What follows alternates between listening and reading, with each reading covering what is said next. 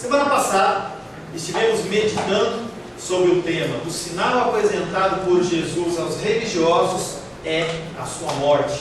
Religiosos, eles pedem sinais, sempre pediram e sempre vão pedir. A palavra, ela não é suficiente, elas precisam de coisas que estejam apimentando o seu relacionamento com Deus. O verso que ficou da semana passada é João capítulo 2, verso 19, que nós meditamos, que fala: Jesus lhes respondeu: destruí esse templo e em 3 dias o reconstruirei. Deus, ele não se deixa comandar por homens, e tudo que realiza ele faz segundo o seu divino propósito. Deus não muda, independente do que você quer, do que você não quer, da sua oração. Nós temos falado isso. Você pode ir no monte, pode fazer jejum, campanha, o que você quiser. Deus não muda. Ele, quando se apresenta a Moisés, ele se apresenta como eu sou. Ele é um Deus eterno, é o mesmo Deus de ontem, hoje e sempre. A frase do momento no mundo gospel hoje é: eu determino. E a gente falava outro dia numa escola dominical, o irmão Cláudio estava falando que ele via isso na televisão e ele falava assim: como é que esse cara determina alguma coisa? A gente não consegue determinar nada. Nem o nosso dia, a Lu falou daquele texto, como é que a gente pode falar: eu vou aqui, vou lá, faço isso, falo aquilo, faço aquilo? Se Deus não assim nos abençoar e não permitir, você está fazendo as coisas em vão. Determinar é uma coisa que é como se fosse um ato de soberba, em que você acha que você é alguma coisa. Tá? Você não é nada a não ser um dependente do Senhor. Cantamos aquela música, quero ser como criança. E muitas pessoas olham para as crianças e falam assim: eu tenho que ser inocente. As crianças não têm nada de inocentes. Tá? Elas são manipuladoras, elas são egoístas, como os adultos assim o são. Quando o texto bíblico fala que nós temos que ser como crianças, no sentido de dependentes: eu não sou nada, não faço nada, preciso do Senhor para todas as coisas. Talvez uma oração de determinação ela seja eficaz com deuses de madeira, deuses de gesso, Deus de pedra, mas com o nosso Deus, o Deus de Israel, isso não faz diferença nenhuma. A morte de Jesus é o sinal aos religiosos, e nós também cantamos que nós queremos morrer para a nossa carne. É exatamente isso que Jesus chama você a fazer: morrer para a sua vontade e para o seu querer. A palavra de hoje tem como título: crentes superficiais que creem em Jesus apenas por seus milagres. Nunca um texto foi tão atual como esse nos dias de hoje. As pessoas, elas vão para a igreja para buscar coisas e não vão buscar Deus. O templo do Senhor, ele continua sendo aquele templo de comércio. É um templo onde você vai querer resgatar as coisas que você precisa. Só que Deus, ele não é Papai Noel, nem é salva-vidas. Ele faz o que ele apraz. Ele pode te curar como pode não te curar. Ele pode te salvar como pode não te salvar. Ele pode te abençoar financeiramente ou não. E ele continua sendo Deus. Mas os religiosos, eles querem sinais, eles querem milagres. Lembro que há uns 2, 3 meses atrás, um rapaz mandou um e-mail, recebeu o nosso vídeo de pregação ou de escola dominical. Ele falou assim: eu assisto as pregações na sua igreja e eu vejo que não é como na minha. A minha igreja tem sinais e maravilhas. Que sinais e maravilhas tem na sua igreja? Eu digo para você, querido e querida, que o único sinal que eu desejo, que eu entendo no meu coração, é que no dia do Senhor você seja aprovado por Deus. Esse é o sinal, um sinal de conversão, um sinal de mudança de vida, um sinal de comportamento diferente, um sinal de um cristianismo verdadeiro e não esse cristianismo barato e algodão doce que as pessoas vivem e acham que estão certas. Pastor Ayrton, nosso pastor lá de Taguatinga, ele fala que ele viu uma reportagem lá em São Paulo, em que foi feita uma pesquisa em relação às igrejas evangélicas. E segundo o conceito bíblico, o conceito ortodoxo, eles chegaram à conclusão que 95% das igrejas não pregam a palavra de Deus. Que triste! A pessoa está na igreja, ela é fiel no dízimo, fiel na oferta, vai e ouve, mas ela não é cristã, ela não está ouvindo a palavra de Deus. É uma pessoa que está simplesmente vai passando por atividades, vai passando por festanças. Vocês que congregam comigo já há mais um tempo, sabem que eu sou uma pessoa que tem um problema com festas. Eu esqueço, sinceramente eu esqueço. Eu não estou aqui para entreter você, eu não estou aqui para fazer o seu coração ficar contentinho. mas eu estou falando para fazer com que você aprenda os caminhos e os preceitos do Senhor, para que quando você tiver com dificuldades na sua vida, você saiba lidar com elas de um ponto de vista bíblico. Lógico que a gente faz uma festa, faz um aniversário, faz isso aqui, mas não é a minha prioridade, não é a nossa prioridade. O que nós levantamos de dízimo de oferta não é para fazer você se sentir melhor, mas é para abençoar vidas. Tá? O que a gente pode fazer, a gente está. Uma coisa que eu aprendi lá com o CEBI, com a faculdade, é: pessoas são mais importantes do que coisas. Pessoas, elas são mais importantes do que coisas. E esses crentes superficiais, como não encontram a palavra de Deus nas suas igrejas, eles apenas querem milagres, shows pirotécnicos, querem fumaça. Lembro que eu estava comentando com alunos meus uma vez, em que congregava numa igreja, em que o presbítero chegou e falou assim: gente, vamos passar um questionário para a congregação. O que eles querem ouvir? O que esses homens precisam ouvir? Nunca uma decisão tão antibíblica como essa, como você perguntar o que a pessoa quer receber. É a mesma coisa que perguntar para os nossos filhos o que eles querem comer. Minha filhinha está lá e ela quer comer nuggets, batata frita, quer Coca-Cola, McDonald's. Ela não vai querer nunca entender uma coisa substanciosa. E as pessoas que estão ouvindo a palavra de Deus também não sabem pedir. E quando pedem mal, porque pedem para satisfazer os seus desejos. Os desejos do homem são maus, ruins. Abra a palavra de Deus, Evangelho de João. Nós hoje finalmente estaremos finalizando o segundo capítulo de João. A partir da semana que vem, se Deus assim o permitir, vamos começar a tratar do assunto de Nicodemos. Evangelho de João, capítulo 2, versos 12 em diante. Nós já tinha passado as bodas de Caná da Galileia e Jesus Cristo ele entra no templo.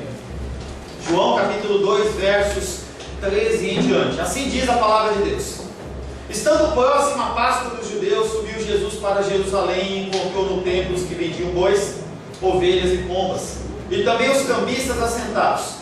Tendo feito um chicote de cordas, expulsou todos do templo, bem como as ovelhas e os bois. Derramou pelo chão o dinheiro dos cambistas, virou as mesas e disse aos que vendiam as pombas: tirai daqui essas coisas, não façais na casa do meu pai casa de negócio. Lembraram-se os seus discípulos de que está escrito: o zelo da tua casa me consumirá. Perguntaram-lhe, pois, os judeus: que sinais nos mostras para fazeres essas coisas? Jesus lhes respondeu: destruí esse santuário, em 3 dias eu reconstruirei. Replicaram os judeus: em 46 anos foi edificado esse santuário, e tu em 3 dias o levantarás? Ele, porém, se referia ao santuário do seu corpo. Quando, pois, Jesus ressuscitou dentre os mortos, lembraram-se os seus discípulos de que ele dissera isto, e creram na Escritura e na palavra de Jesus. Estando ele em Jerusalém, durante a festa da Páscoa, muitos, vendo os sinais que ele fazia, creram no seu nome. Mas o próprio Jesus não se confiava a eles, porque conhecia a todos, e não precisava de que alguém lhe desse testemunho a respeito do homem, porque ele mesmo sabia o que era a natureza humana. Palavra do Senhor, amém? Feche seus olhos. Senhor, em nome de Jesus, nós lemos a tua palavra. Nós, Pai querido, já passeamos, Pai, no cenário de Caná da Galileia, com as bodas do Cordeiro, bodas de Caná da Galileia. Nós, Pai querido, já estivemos com o Senhor Jesus no templo, enquanto ele expulsava os comerciantes e os cambistas. E agora, Pai querido, no fim desse capítulo 2, nós novamente estamos aqui na tua presença, aguardando uma mensagem santa, Pai. Nós precisamos ouvir a tua voz, nós precisamos da tua direção. Nós precisamos, Pai querido, que a tua palavra seja luz para a nossa vida e para os nossos caminhos. Por isso, Pai, nos despojamos do nosso conhecimento, nos despojamos da nossa religiosidade, do nosso tempo de cristianismo e nos submetemos ao teu Espírito Santo. Eu, pessoalmente, Pai querido, peço ao Senhor a tua capacitação. Me usa como instrumento da tua vontade. Fala, Pai querido, com os meus irmãos e comigo, Pai. Me usa como instrumento da tua vontade. Pai, eu preciso de Ti. Preciso do Teu Espírito, preciso da tua orientação. E os meus irmãos e irmãs precisam ter um espírito ensinado, um espírito, Pai querido, aberto para as instruções da tua palavra, para que nós possamos ser cada dia mais encontrados com obreiros e obreiras aprovadas em quem o Senhor tem prazer. Abençoa-nos nessa noite, Pai, em nome de Jesus. Amém. O primeiro versículo que nós vamos meditar está em João capítulo 2, verso 22, que diz: por isso, depois que Jesus foi ressuscitado dentre os mortos, os seus discípulos lembraram-se de que dissera isso e creram na Escritura, bem como na palavra que ele havia dito. João é o primeiro a admitir que nem ele nem os outros entenderam coisa nenhuma do que estava acontecendo. Não entenderam.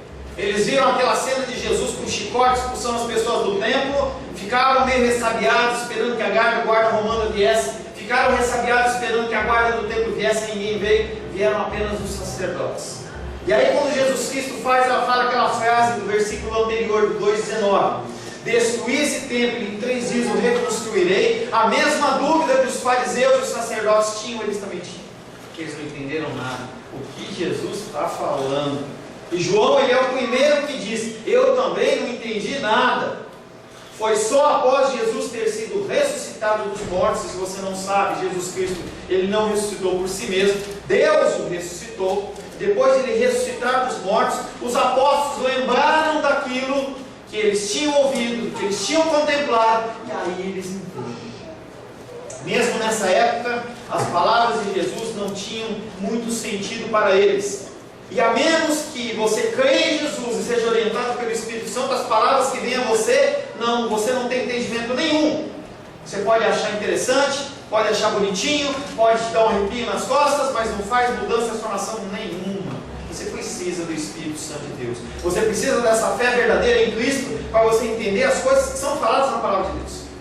Você não precisa ouvir historinha, você não precisa ouvir fábula, você não precisa ser acalentado no seu coração, porque você já se ama demais, mas você precisa entender o recado de Deus através da palavra.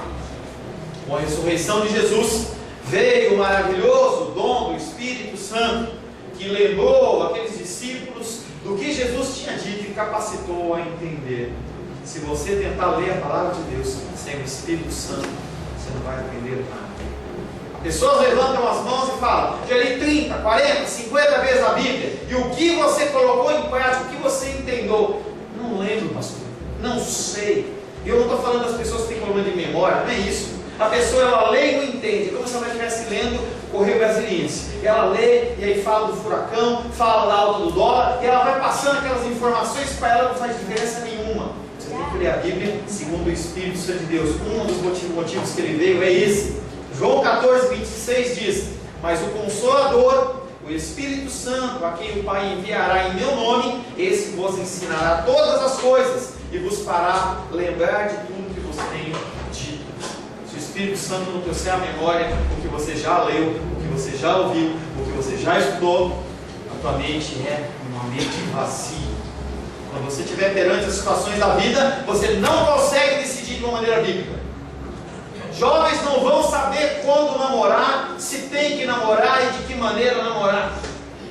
Pessoas não vão saber como lidar com seus negócios, porque eles agem de uma maneira natural e carnal. Sem o Espírito Santo de Deus, nós estamos perdidos. Os discípulos creram na Escritura e eles então tiveram uma fé genuína. A fé genuína, ela só vem através do Espírito Santo, através da revelação da palavra. Não tem como você ter fé de outra maneira a não ser através da palavra. Várias passagens relatam a falta de fé momentânea dos discípulos. Você vai ler os evangelhos, você vai ver que eles não acreditam. Em certo momento eles perguntam: Jesus, mostre para mim o Pai. E Jesus Cristo fala: se você conviveu comigo até agora, você não consegue ver Deus em mim? Eles não creem. Igualzinho eu, igualzinho você. Você se diz cristão, você tem 1 ano, 2 anos, 5 anos, 10 anos, 20, 30, 50, a vida inteira, mas você não acredita na palavra de Deus. Que isso, pastor? Como não acredita? Não acredita porque você não coloca em prática. Você não vive isso. Se tudo que você já ouviu, você colocasse em prática, talvez o mundo fosse melhor. Mas nem a tua família, nem a sua vida você muda. Você não consegue. É como se você estivesse selecionando um feijão, a hora que você vai ver, tira a pedra, você vai selecionando o que você quer da comida. E Deus, Ele tem alimentado você com um alimento sólido ou não. E você tem que ser transformado dia após dia na palavra de Deus. É para isso que você ouve a palavra de Deus. Não tem outro sentido. Aqui não é um lugar social em que você encontra os seus amigos. Não é. Aqui é um lugar onde você ouve a palavra de Deus, os ensinamentos bíblicos, para que você saiba fazer o que apraz ao Senhor. Daquele ponto em diante, não há mais entendimento, desentendimento. Isso não significa que todos entenderam que Jesus é o verdadeiro templo. Jesus é o verdadeiro templo. Quando você lê em Apocalipse, as pessoas elas acham que quando morrerem ou quando Jesus voltar, eles vão ficar lá no céu, vão ganhar um parzinho de asas e vão ficar voando e tocando instrumentos de corda. Não é isso. Jesus é o templo. Não vai haver luz, porque Jesus é a luz. Ele é o rio de água viva, Ele é o pão vivo que desceu do céu. Tudo que está na palavra de Deus reflete Cristo. Quando o maná cai dos céus, Ele já está falando sobre a figura de Deus, Jesus Cristo. Jesus Cristo como um pão vivo que desceu dos céus. Ele é o bom pastor. Eu não sou o bom pastor, Ele é o bom pastor.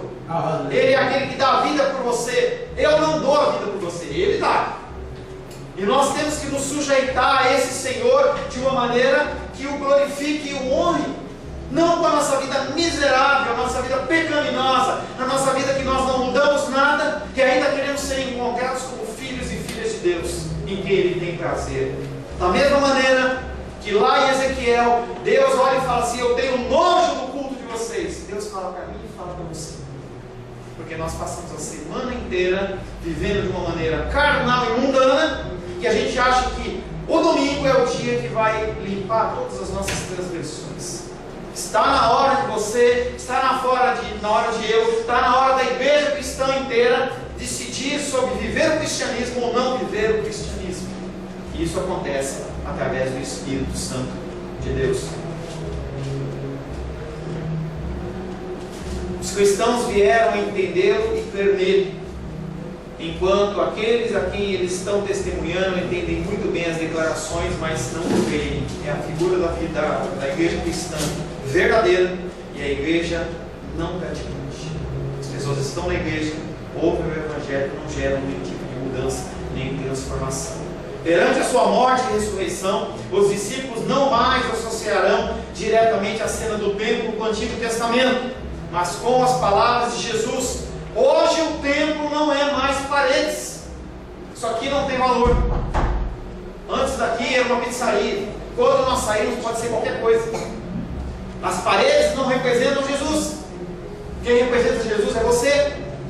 E as pessoas ficam construindo templos suntuosos, chãos com aqueles mármores, granitos, Carrara, gastando milhões, simplesmente para que entrar no templo e falar assim: eu congrego nessa igreja linda e maravilhosa.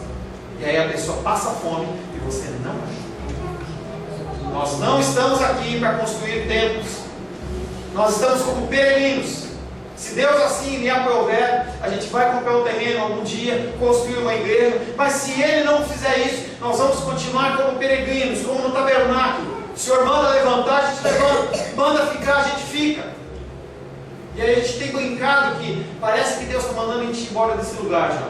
E aí o teto vaza, a coluna vaza, agora abriu um buraco lá do lado, lá o cara vai furar de um lado, fura do outro lado. Parece que está testando a gente. Mas nós somos peregrinos. Quando Deus fala vai, nós vamos. Se Ele fala fica, nós ficamos. Essa é a função do cristão, ser submisso. Pastor, mas eu estou vendo que a coisa está errada e o barco vai bater nas pedras. Você não é o dono da obra. O dono da obra é o Senhor. O dono da sua vida é Deus. Você não tem mais domínio sobre a sua vida. Você aceitou Jesus, você foi inserido no reino de Deus fora da sua vontade. Não é você que escolheu a Deus. Quem você acha para achar que você escolheu a Deus? Ele te escolheu, Ele foi aquele que estendeu a mão. Ele é aquele que quando te coloca na mão de Cristo, Ele fecha e de maneira nenhuma Ele lança fora. À luz dos fatos e de suas palavras, as pessoas verão também até que ponto era verdade as palavras do Salmo que ele me consumiu. Ele fala em Salmos capítulo 69, verso 9 e 10, pois o zelo da tua casa me consumiu. O salmista olha para a casa do Senhor e vê como degradado está. Como você está indignado em relação ao cristianismo? Quão indignado está você em relação à posição cristã na sociedade? Em que a gente vê as pessoas fazendo maracutaias e se dizem cristãos, mentem de cara lavada na televisão e você não é diferente. Você não muda nada. 11 homens, vão excluir Judas, 11 homens junto com Jesus mudaram o mundo. O que você tem feito? Nós temos ministrado na escola dominical sobre mandatos da criação e temos falado sobre desperdício de água, desperdício de comida, sobre desperdício de uma série de coisas, sobre o Senhor ter nos comissionado a dominar a natureza, cuidar com sabedoria. Pastor, quer dizer que eu fazer essas coisas, eu não sou cristão? Você não é cristão. Se você não tem zelo pelas coisas que o Senhor colocou na tua mão para cuidar, você não é cristão. Você não entendeu ainda que a sua vida é para a glória de Deus.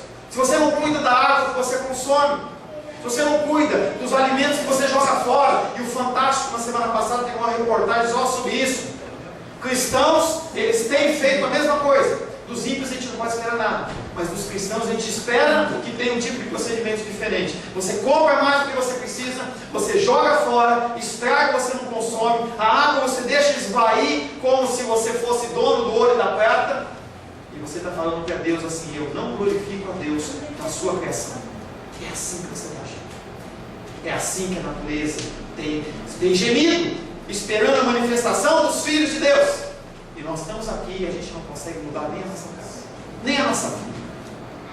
Você vai no quilo, em vez de você pegar a quantidade que você precisa, você tem um olho maior que a barriga e você compra, pega 1 quilo de comida. Para quê? Você ficar pançudo ou para você jogar fora?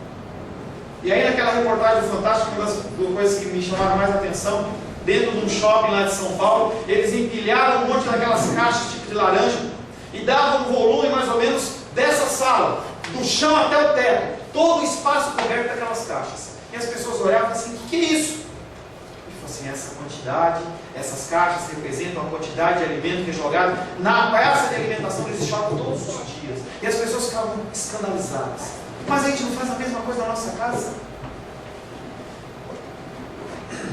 O zelo pela tua casa não consome. O zelo pela casa do Senhor é onde você está. É a tua casa, é o teu trabalho, é a tua escola, é aonde você vive, no meio dos seus amigos, das pessoas que convivem com você. Você tem que ser cristão nas coisas simples. Você tem que ser cristão nas coisas que são mais fáceis. Não procure morrer para Jesus de uma maneira física. Se você não consegue nem pegar aquele papel higiênico, você joga pela janela aquela sujeira e fala assim, é só um papelzinho, é só um fio dental, é só um palito, é só qualquer coisa. Afinal de contas, as pessoas estão para me servir, eu sou melhor do que todos os outros. João 2,23 diz, cadê João 2,23? Fugiu. João 2,23 diz, enquanto estava em Jerusalém, para a festa da Páscoa, vendo os sinais que fazia, muitos creram em seu nome. Enquanto estava em Jerusalém para a festa da Páscoa, vendo os sinais que fazia, muitos creram em seu nome. Jesus Cristo foi lá, expulsou todo mundo. Você acha que a festa acabou? Você acha que os cambistas eles não voltaram? Você acha que os animais eles não voltaram para serem vendidos no templo? A coisa continuou da mesma maneira. E ainda chegou mais peregrinos para cultuar um Deus que não é o Deus do impossível, mas um Deus do comércio. Um Deus que parece que ele está preocupado com o sangue de bodes e de ovelhas, mas ele não está.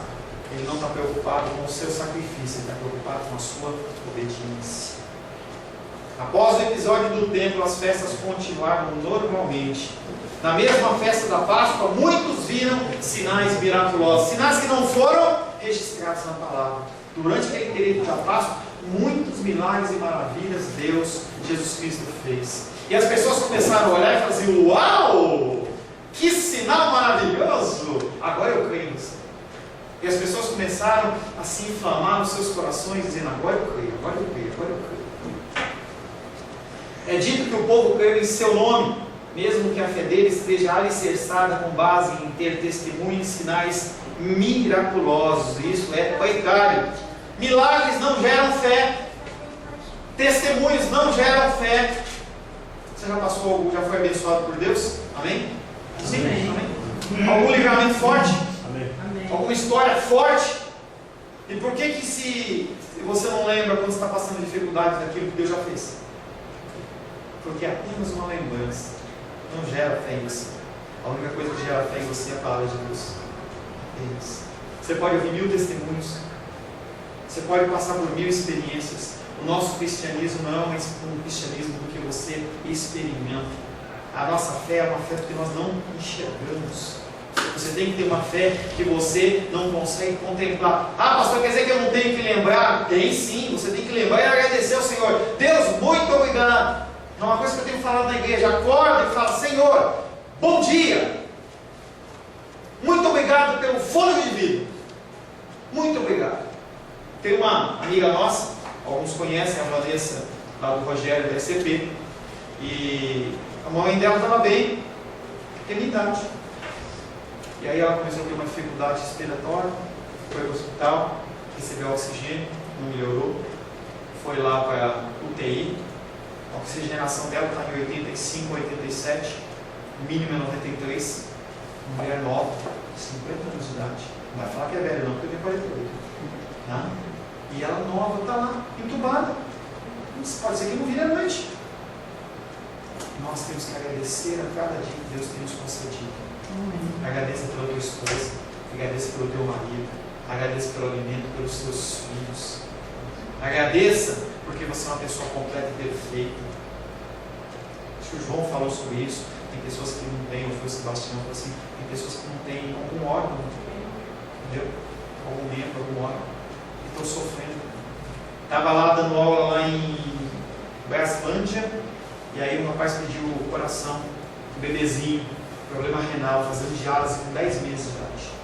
E você tem 2 rins aí funcionando, e você não agradece a Deus pelos seus rins. Talvez seja obrigação de Deus, né? É isso. A gente não olha para o que nós temos, a gente olha para o outro lado. Se você um dia parar só para agradecer a Deus, pensando pelo fio de cabelo até a sua unha do pé, você vai perder muito tempo, você vai investir muito tempo, você vai ver quão grande é o seu Deus. Saiba que isso não é para todos. Você sabia que isso não é para todos? Sabia que tem gente que tem deficiências, tem gente que, como o Sebastião falou, não pode estar adorando a Deus. Você agradece a Deus por essas coisas? Ou as suas orações são apenas orações de petição? As pessoas acreditam apenas através de sinais, mas sinais não trazem fé. Romanos 10:17 diz: e assim a fé vem pela pregação, e a pregação pela palavra de Cristo. Você só acredita em algo que você tem contato. Só a palavra de Deus ele vai mudar alguma coisa na sua vida. Quando for na segunda-feira, eu tenho falado isso também. Quando for na segunda-feira, você estiver com aquela dificuldade, aquela decisão a ser tomada, eu não vou estar do seu lado, os irmãos não vão estar do seu lado. Talvez você esteja sozinho fisicamente, mas se você tem a palavra no coração, você consegue decidir de uma maneira que glorifica a Deus. É isso que Deus quer da gente. Que você entregue cada momento da sua vida nas mãos dele. Ele não quer um pedacinho da sua vida, ele não quer uma esmola da sua vida, ele quer você por inteiro. Se testemunho gerasse fé, era só você lembrar do que Deus já fez. Isso não resolve nada. Muitos olharam para Jesus de uma maneira equivocada. Olhavam os seus sinais e buscavam apenas os sinais. Tem muita gente fazendo sinal por aí. Muita gente. Tem muitas pessoas aí que transformam água em vinho no meio do culto, pulam, levitam. Eu não duvido dessas coisas. Mas se você está falhado, se você precisa desse tipo de coisa para afirmar sua fé, você é o pior de todos. Não há Deus no seu coração. Você precisa ser motivado dia após dia após dia. A palavra de Deus não está aqui para motivar você, está para instruir você. Você precisa aprender. Eu lembro que no início do meu ministério, no início da minha conversão, eu falava com o meu pastor lá de São Paulo, e aí eu, vira e mexe, eu ligava para ele, E quando era no culto, eu pulava, dançava, eu falava glória a Deus, falava aleluia. O que o irmão Cláudio faz? E aí, quando chegava na segunda-feira, que as lutas vinham, eu ligava para ele e falava, aí ele, no espírito, olhou para mim, olhou, né? Estava no telefone, tipo, me olhar. Ele olhou para mim e falou assim: você não vai crescer? Esse alto e baixo seu. Como é que ontem você estava dizendo que Deus é santo, santo, santo, e hoje você está aí desconfiado? Deus não vai te ajudar a pagar uma conta lá, essa décima, né, cara? R$20, 30, 50. Que confiança é essa que nós temos em Deus? Deus fala para você essa noite, está na hora de você crescer. Está na hora de você crescer. João 3,17 diz: porquanto Deus enviou o seu Filho ao mundo, não para que julgasse o mundo, mas para que o mundo fosse salvo por ele. Jesus, ele mostra a intenção de libertação. As pessoas querem que Jesus venha com um porrete, mas Jesus não vem com um porrete. Ele vem com o objetivo de te libertar. Serviço após serviço, culto após culto, encontro religioso após encontro religioso, as pessoas ainda continuam querendo sinais. O pastor prega a palavra, e aí depois a pessoa vem e fala assim: você pode me ungir, você pode fazer uma oração por mim, mas você não ouviu a palavra? Não, mas eu quero um toque. Gente, um toque é simplesmente uma questão mística, como se eu tivesse poder na minha mão. A minha mão tem 5 dedos como a sua. Daqui não sai poder. Quem acredita nisso que sai poder da mão, é o Jorei. O Jorei, eu acredito que você fazer isso aqui, sai, que nem o Homem de Ferro. O Homem de Ferro, quando ele faz assim, sai aquele jato, né? Entendeu? Não vai sair. Você sabia que não sai fogo da minha mão? Não sai poder daqui? O que acontece quando nós oramos é que o Senhor, Ele olha com a sua graça e a sua misericórdia e nos abençoa através da vida de homens e mulheres de Deus. Só isso. Nós somos apenas intermediários, mas eu em mim mesmo, eu não tenho poder, eu não tenho autoridade, eu não tenho capacitação, não tenho sabedoria, conhecimento, eu não tenho nada. Se você vier para a igreja por minha causa, eu digo para você: fique em casa vendo Fantástico, vai ver o Gugu, sei lá que programa que passa a tarde, vai se divertir, vai lá para o parque da cidade andar de bicicleta. Gente, eu não tenho nada para oferecer para você, é apenas Deus que tem. Se você pedir para eu orar, eu vou orar por você. Aí eu creio que Deus, ele é poderoso, se assim for vontade dele, de agir. E ele fala que nós temos que fazer esse meio de campo, essa intermediação. Nós temos que orar. Como é que as pessoas podem crer se você não prega? Como é que as pessoas podem ser curadas se você não ora? Nós temos que fazer essas coisas. Mas o sobrenatural é do Senhor. Jesus mostrou a sua intenção de libertar o povo, mas as pessoas, elas querem sinais. Marcos capítulo 8, verso 12. Fugiu também. Marcos 8, 12 diz: Jesus, porém, arrancou do íntimo do seu espírito o gemido e disse: por que pede essa geração um sinal? Em verdade vos digo, a essa geração não se lhe dará nenhum sinal. Sinal, milagres e maravilhas não são para cristãos. Você sabia disso? Isso é para quem não acredita. Como marido e mulher, eu não estou falando que não tem que haver a troca de presentes, pelo contrário, eu incentivo maridos e mulheres a cuidarem um do outro em todos os aspectos. Viaja uma vez por ano só com a sua esposa, dá um jeito, se vira, vai aprendendo, Carol. Carolzinha vai casar uma vez por ano, você tira um dia, você vai para algum lugar que só com o seu marido, com a sua esposa, vão conversar, sai da rotina de cuidar que um monte de filho, é necessário. Os presentes também, mas daí para você achar que essas coisas elas são o principal, não são o principal, são complementares. Os milagres, eles são importantes, tanto que Jesus fez, mas eles vêm no sentido de testificar do poder dele e não te dar alguma coisa, te conceder mais alguma coisa. Você já está cheio de coisa, você não precisa de mais coisa. Jesus, porém, arrancou do íntimo do seu espírito um gemido e disse: por que pede essa geração um sinal? Em verdade vos digo que a essa geração não lhe dará sinal nenhum. Pastor, mas eu tenho visto sinal nas igrejas. Não é para cristão. Quer, pastor? Quem está agindo lá é o diabo? Não é o diabo. Quem está agindo? É Deus. E por que Deus está dando sinais para esse povo que não pega a palavra? Para provar o coração das pessoas. Aonde está o teu coração? Seu coração está na igreja para você satisfeito? para você receber algo. Deus fala assim: você quer? Você quer esse pote de vômito? Vai. Deus faz isso? Como faz? Quando você olha as igrejas aí, lotadas, que não pegam nada da palavra, inventam essas teorias mirabolantes, quem está por trás não é o diabo não tem poder nenhum para isso. Quem está por trás disso é Deus. Deus está levando as pessoas para o inferno. Deus está levando as pessoas para o inferno. A pessoa continua com o coração dela na carne, a pessoa continua colocada nas coisas materiais, a pessoa continua ligada nas coisas que são temporais. Fica com elas. É assim que Deus fala. Quer? Vai. João capítulo 2, verso 24 e 25 diz: mas Jesus não tinha confiança neles, porque os conhecia a todos, e não precisava de que alguém lhe desse testemunho a respeito do homem, porque ele mesmo sabia o que era a natureza humana. Aqueles homens estavam se convertendo, ou aparentemente creram no nome de Jesus, mas Jesus Cristo, quando olha para eles, fala assim: não acredita nada. Eles estão aqui simplesmente porque eles estão satisfeitos. No final da vida de Cristo, Herodes olha para ele e fala assim: faz um sinal aí, eu quero ver. Pensando que era um show mágico. Deus não tem, através de Jesus, nenhum milagre para você nesse sentido. Tudo tem um propósito. Infelizmente, a fé daqueles que se apresentavam eram baseada apenas nos sinais. E Jesus sabia disso. Quando a luta e a dificuldade vem na sua vida, e se não veio, vai vir. A pessoa está profetizando? Não, vai vir. Aí eu quero ver se você é cristão mesmo. Aí eu quero ver se você consegue levantar as mãos ao céu e dizer: Santo, Santo, Santo, é o Rei dos Santos, Rei dos Exércitos. É nesse momento que a gente vê se ele realmente é cristão. Aqueles homens, enquanto estavam ouvindo sinais e maravilhas, estava tudo certo. Era muito legal, devia ser muito maravilhoso.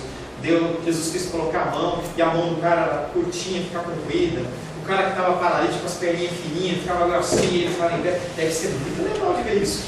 Mas não gera fé em você. Não gera mudança, não gera transformação. Jesus não aceita o papel que eles querem lhe atribuir, nem se deixa ser manipulado. E o evangelista dá a razão disso. Ele conhece o coração de todos. Eu posso ser manipulado, você pode ser manipulado, Deus não pode ser manipulado. Jesus Cristo não pode ser manipulado. Porque Ele sonda o meu coração e sonda o seu coração. Jeremias 17:10 diz: eu, Senhor, esquadrinho o coração, eu provo os pensamentos, isso para dar a cada um segundo o seu proceder, segundo o fruto das suas ações. Deus olha para você e te vê como se fosse um raio-x. Por que você está fazendo isso? Tem um medidor de motivo. Tem um medidor de motivo. Ele olha para você e fala assim: por que essa pessoa está fazendo isso? É para mim ou é para ele? Ele está construindo um altar a Deus ou uma torre para a exaltação do seu ser? Deus, Ele consegue ver. Ele consegue ver por que você está aqui hoje. Ele sabe por que você faz as coisas que você faz. Ele conhece. Jesus Cristo, quando olha para aqueles homens, fala assim: eles só estão comigo porque eles estão vendo os sinais. E Ele não dá nem trela para eles. Jesus não aceita o papel que eles querem lhe atribuir. João capítulo 6, verso 15. Está tudo furado meus slides hoje. Que é isso? João 6,15 diz: sabendo, pois, Jesus que estavam para vir com o intuito de arrebatá-lo para o proclamarem rei, retirou-se novamente sozinho para o monte. Mais para frente, João 6, Jesus Cristo faz o milagre da multiplicação dos pães daqueles homens e fala assim: vamos fazer ele rei. Nem falaram, mas Ele consegue sondar o coração deles, mas Ele sabe que vai chegar a hora deles, a hora dele ainda. Ele, portanto, não acreditava nesses convertidos superficiais. O povo confiou em seu nome, mas ele não confiou neles. Jesus promete confiar-se naqueles que verdadeiramente confiam nele.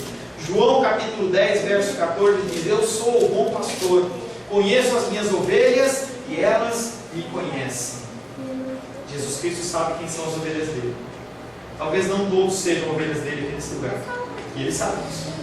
Ele sabe que você está por estar, não está afim, entendeu? Não quer ouvir a palavra, ansioso, não quer colocar em prática. Ele conhece o meu coração e o seu coração.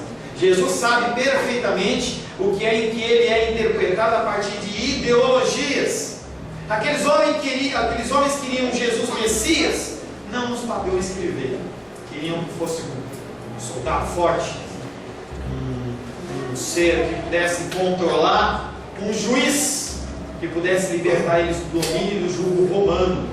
Eles não queriam Jesus coitadinho, eles não queriam Jesus que morresse na cruz, eles queriam Jesus que se impusesse com força e com poder. Mas mais uma vez, Jesus, ele não está aqui para fazer a sua vontade, mas ele está aqui para cumprir os desígnios do Pai. Mateus capítulo 24, verso 23 e 24 diz: então, se alguém vos disser, eis aqui o Cristo, ou ei-lo ali, não acrediteis, porque surgirão falsos cristos e falsos profetas, operando grandes sinais e prodígios para enganar, se possível, os próprios eleitos. Pessoas vão se levantar, estão se levantando, já se levantaram em nome de Jesus Cristo, fazendo sinais e maravilhas, e se dizendo até que são Cristo. E ele fala, quando você ouvir isso, entenda que Cristo não quer dizer o sobrenome de Jesus, como o meu nome é Paulo César Ribeiro. O sobrenome de Jesus não era Cristo. Cristo é um título, quer dizer ungido, separado, enviado, Messias. Então na religião budista, por exemplo, Buda é o Cristo deles. Na religião muçulmana, Maomé, Allah é o Messias deles.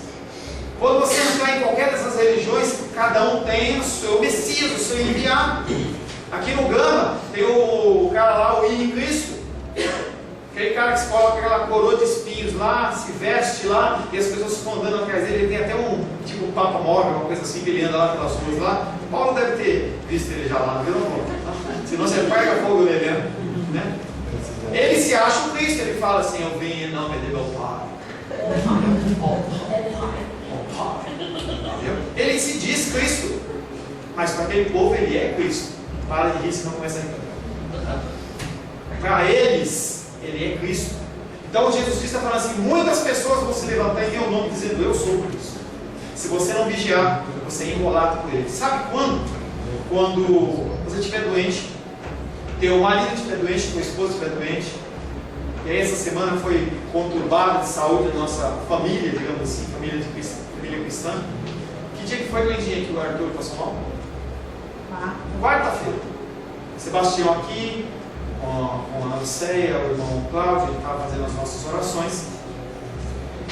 E aí quando chegou em casa, eu vi, a Naldinha ligou para a gente e falou assim: olha, ora aí.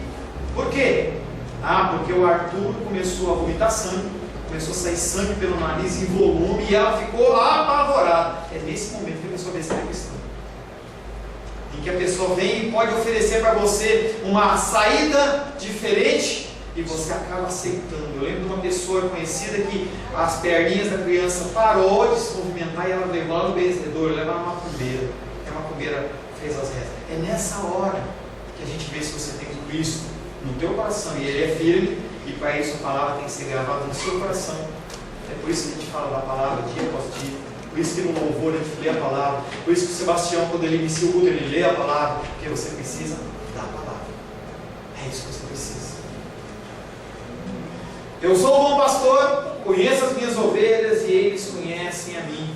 Mas há falsos cristos. As igrejas cristãs evangélicas, nem todas têm Cristo verdadeiro. Quem teve aula comigo de Jesus de Nazaré, tem muitos alunos aqui, já ouviram esse assunto.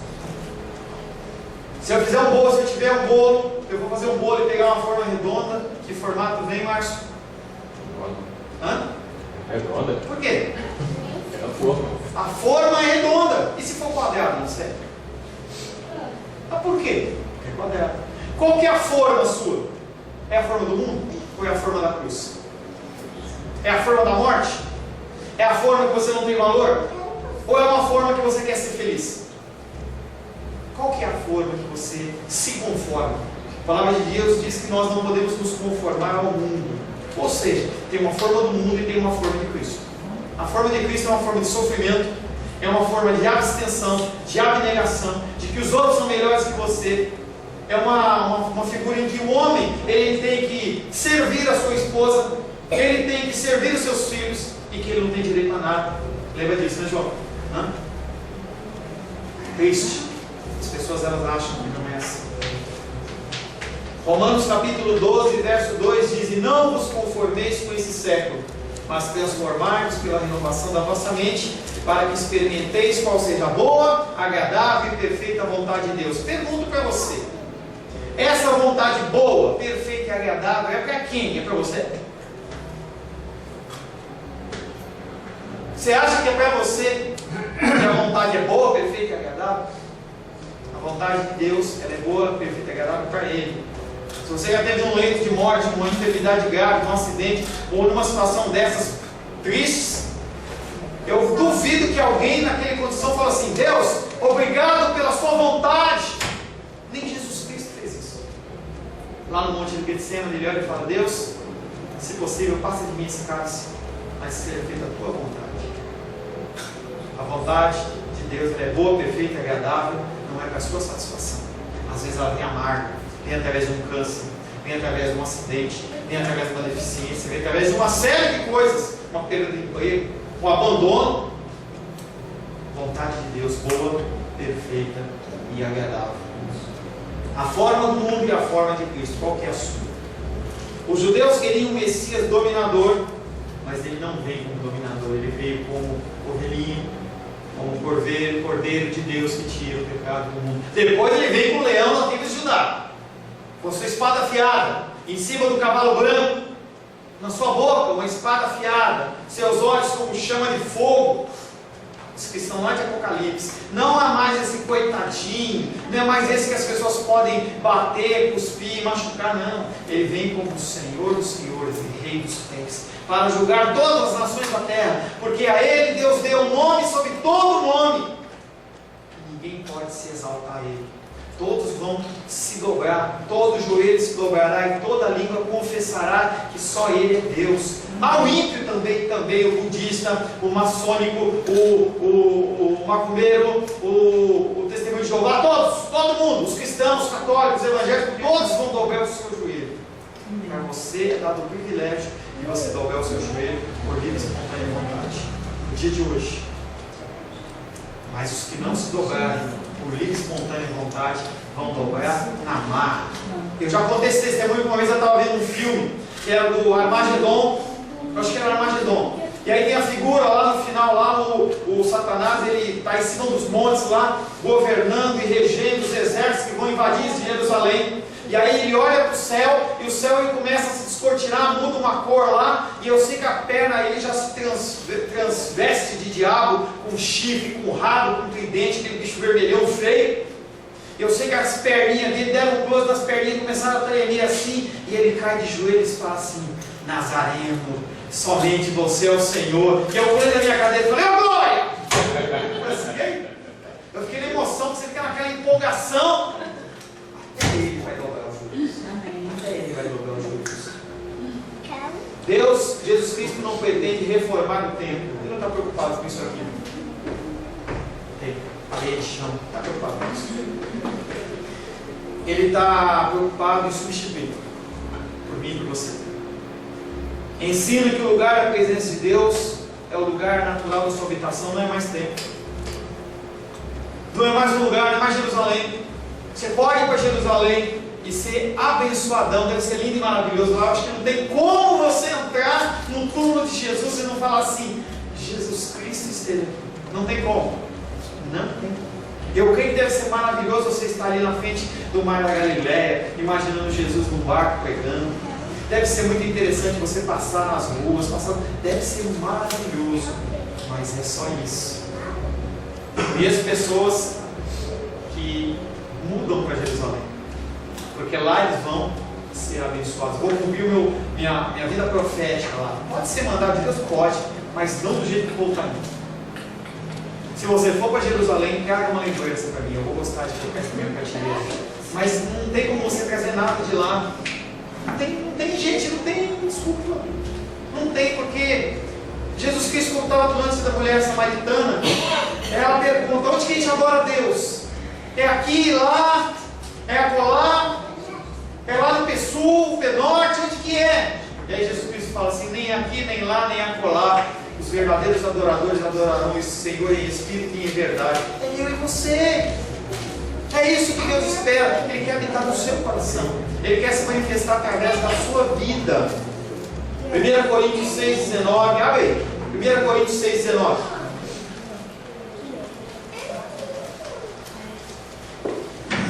1 Coríntios, capítulo 6, verso 19. Falei bastante hoje. 1 Coríntios 6,19 diz assim: acaso não sabeis que o vosso corpo é santuário do Espírito Santo que está em vós, o qual tendes da parte de Deus, e que não sois de vós mesmos? O seu corpo não é seu, mas é do Senhor. Ele escolheu habitar no seu coração. Por quê? Não tem o que me der. Se você for metade do que eu sou, não tem motivo nenhum para Deus habitar em mim. Mas Ele escolheu habitar. E Ele diz que Ele habita. Ele diz que Ele vive dentro de você e através de você. Ele pode mandar anjos, Ele pode mandar pessoas para fazer a obra, tal, mas Ele escolheu você. Por isso que nós temos que ir pregar o Evangelho a toda criatura. Deus já não será o Deus do templo e da nação, mas o Deus do homem. Não Deus mais de uma nação só, Israel.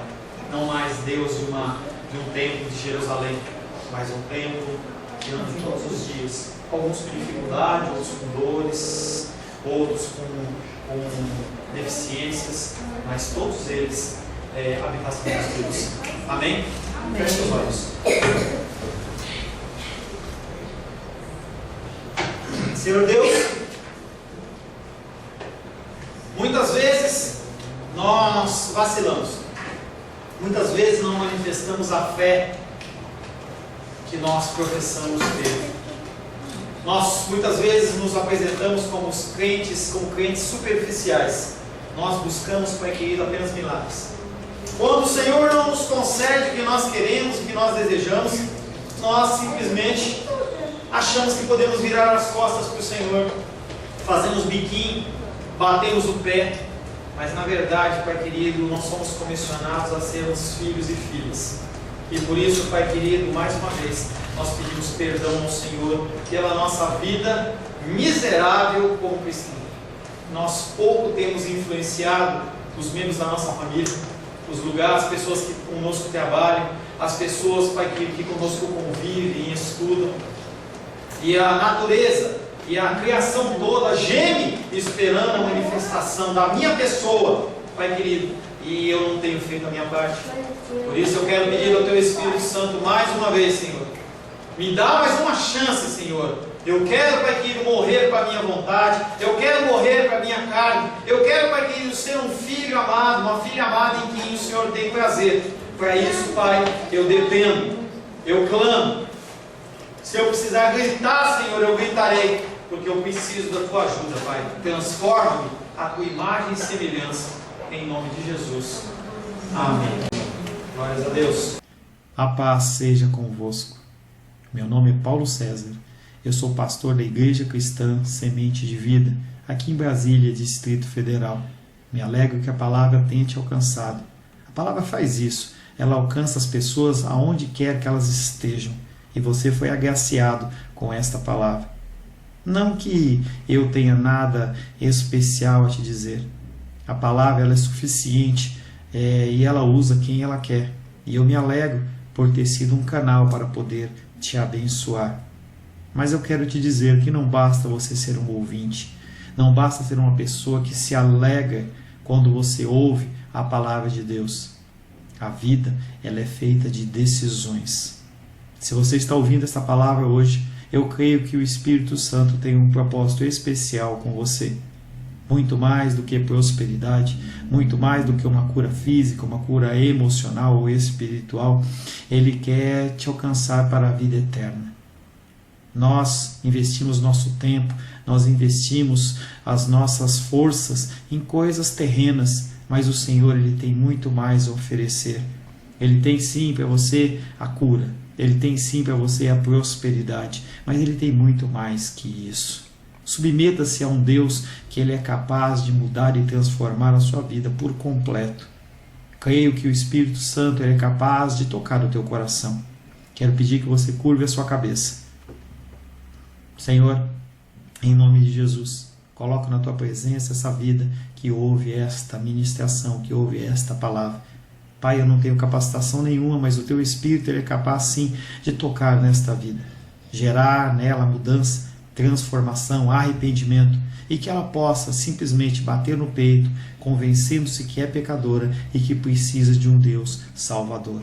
Não há um caminho a ti, meu Deus, que não seja através de Cristo. E eu lhe peço, Pai querido, que você alcance essa vida e ele possa sim tomar uma decisão pessoal pelo Senhor, em nome de Jesus. Amém. Amém, meu querido. Amém, minha querida. Fico contente que você esteja ouvindo essa ministração até o fim. E peço que você não se limite a ouvir os cultos pela internet. Você procure perto da sua casa uma igreja, um lugar que proclame a palavra do Senhor. Eu oro para que o Espírito Santo te direcione nessa busca, porque muita coisa tem sido oferecida que não é o Evangelho. Eu abençoo a sua vida em nome de Jesus. Amém.